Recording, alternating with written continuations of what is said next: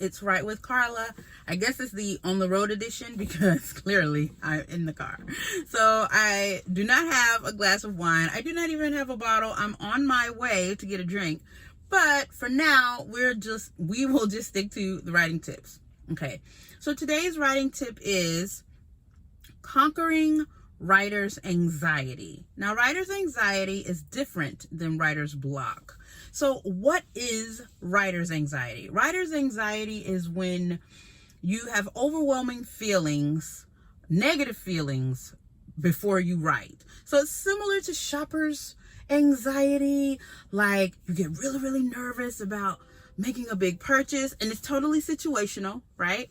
Because you don't get shopper's anxiety buying a $20 shirt at Target, but you may get shopper's anxiety right before you purchase a car or a home, or it doesn't have to be that big. I know I get shopper's anxiety when it's time to buy plane tickets. I get so nervous. I don't know why. I will court that ticket for 2-3 months before I actually buy it. Okay, so writer's anxiety is similar to that. You get ready to write, you have in your mind what it is you want to write, but you are hella nervous. So why do you get writer's anxiety? It could be you're nervous about how your book will be perceived, your message will be perceived. It can be a book, it can be a speech, it can be a blog, but you're nervous about how your audience are going to take what you have written, because once you put it out there, you can't take it back. It's out there in cyberspace. Or you could be nervous because you've never done it before. You're a writing virgin. So who knows if which of the reasons why you are nervous, but the fact is you have writer's anxiety, and now Write with Carla is here to help you conquer that. So first of all, focus on the message. So whatever the message is, whatever you're doing, it means a lot to you. If you were speech writing, you're doing a keynote. If you're writing a blog about a hot button topic that is just really, really pressing on your heart and you feel compelled to talk about this thing, then focus on that. Focus on why it's so important to you to get that message out. And then it will help you to write in your authentic truth. It will help you to write being honest with your feelings, being honest with your audience.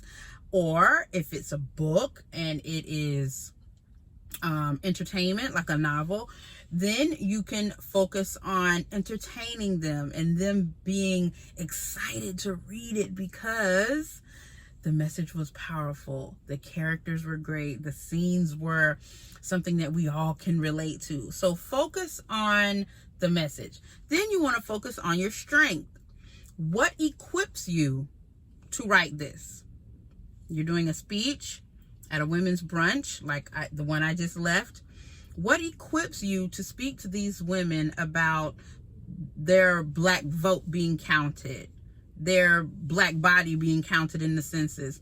What equips you to talk about Black girl magic? What equips you to talk about mental illness? What equips you to talk about being healthy and eating a vegan diet? So focus on the strengths that you have and what equips you to give this advice. It'll help your message be more powerful, my goodness, because you will believe in who you are. You believe in your message and you believe that you are the person to relay this message. Something else you can do to conquer writer's anxiety is to set realistic expectations. Don't write it all at once.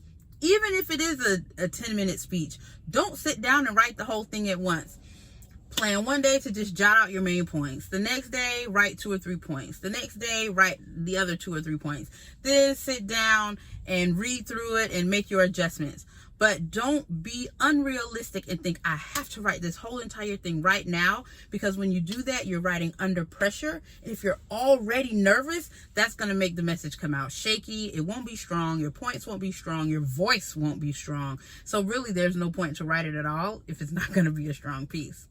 The last way that I believe you can conquer writer's anxiety is to have faith in the edit. First drafts suck. Let's just face it. First drafts suck. I said it. And I said it again. The first draft is absolutely positively never the last draft. Have faith that you will comb through with your edits. In the aforementioned example, you have written your speech. You're going to come through and massage those points and work it out after you've taken 2 or 3 days to write them out. Have faith that when you come back and edit, you are editing from a refreshed, renewed mindset. Your your writing jitters are all out because you've written the meat of the message. So now all you have to do is make sure that it makes sense. Make sure that you're giving your reading audience something that they can take away from it, which is your message, your takeaways, your call of action. Have faith that the edit will do what it needs you to do. And if all else fails, guess what? Your secret weapon is Write with Carla. That's right. Reach out to me, DM or email carla@writewithcarla.com, and I will help you through it. If you need an author coach, my author coaching experience is amazing. Or if you need an editor, my editing is even better. So if you have writer's anxiety, you get the hard part out, you write it out, and you still need help, holla at your girl. Happy writing.